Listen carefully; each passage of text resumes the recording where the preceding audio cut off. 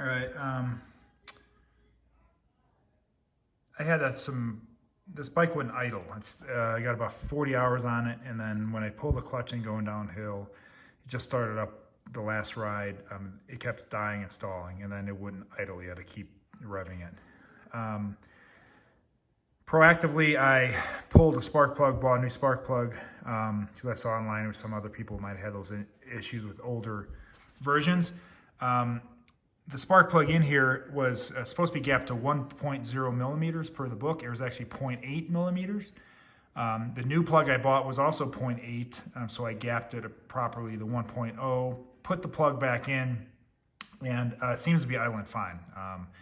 I ran it, got it all warmed up, and it seemed to have fixed the problem. So I'm not sure if it was just never set right from the factory, but I don't know why it ran good before and now it didn't run as good if the gap was the same the whole time. But anyway, the spark plug did fix that issue. But the issue I wanted to show you was trying to get this spark plug out of here is a real doozy. But the key is, I wish I knew this right away, is there's a zip tie that holds all these wires under here, and there's a really thick wire bundle.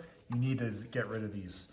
So now you've got this clearance up to the frame here, but with this wire, they normally have this wire up under there, and it really limits your clearance. And you're gonna have to move all these wires and then pull this thing out and bend it really gently. It'll work, it'll come out there nice and easy, but the spark plug is way down here. And I had to put together a whole bunch of tools. I put a piece of tape in here to hold the spark plug because I didn't have whatever this is, 14 millimeter spark plug wrench, but you can only get one piece at a time because of the spacing. So here, when you have this out, you can only get this piece in, then you have to hold this a little bit and then put an adapter on. Like you'll definitely need one of these. So if I'm sliding this into the head, then I would have put this on at an angle, then straighten this out. And I used, this was actually the best thing I did. This was sticking out just enough, and I was able to get a socket on top of this, a 1/4 inch socket to remove it. But you have to do it in pieces.